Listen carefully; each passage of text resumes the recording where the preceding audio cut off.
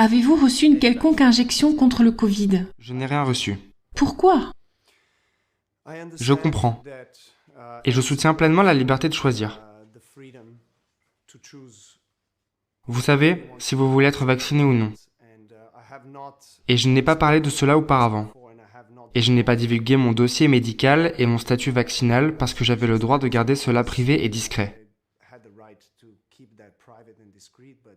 Mais comme je le vois, il y a beaucoup de conclusions et d'hypothèses erronées qui circulent. Je pense qu'il est important de s'exprimer à ce sujet et de justifier certaines choses. N'est-ce pas? Je n'ai donc jamais été contre la vaccination.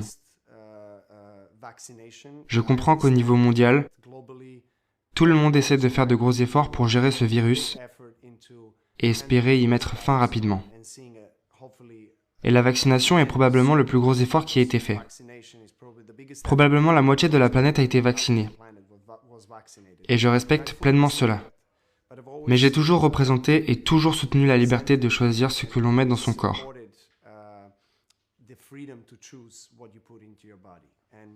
Et pour moi, c'est essentiel.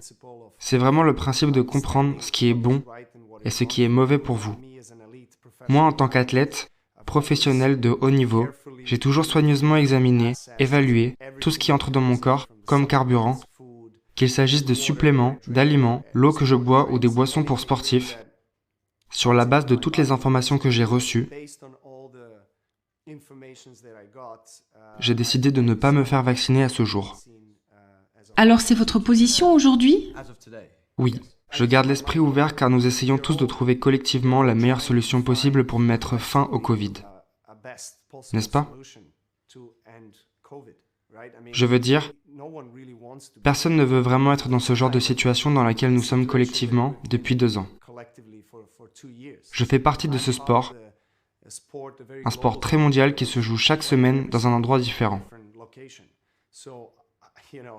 Je comprends donc les conséquences de ma décision. Et l'une des conséquences de ma décision a été de ne pas aller en Australie. Et j'étais prêt à ne pas y aller. Et je comprends que, n'étant pas vacciné aujourd'hui, je ne peux pas me rendre à la plupart des tournois pour le moment. Et c'est le prix que vous êtes prêt à payer? C'est le prix que je suis prêt à payer. En fin de compte, êtes-vous prêt à renoncer à la chance d'être le plus grand joueur qui ait jamais touché une raquette? Statistiquement parlant, parce que vous tenez tellement à maintenir cette position. Oui, je le suis. Oui. Mais en l'état actuel des choses, si cela signifie que vous ratez Roland-Garros, est-ce un prix que vous êtes prêt à payer? Oui, c'est le prix que je suis prêt à payer. Et si cela signifie que vous manquez Wimbledon cette année, encore une fois, c'est le prix que vous êtes prêt à payer? Pourquoi, Novak? Pourquoi? Parce que les principes de la prise de décision sur mon corps sont plus importants que n'importe quel titre ou quoi que ce soit d'autre. J'essaie d'être en accord avec mon corps autant que possible. Que dites-vous directement aux militants anti-vaccination du monde entier qui déclarent fièrement « Novak Djokovic est l'un des nôtres ».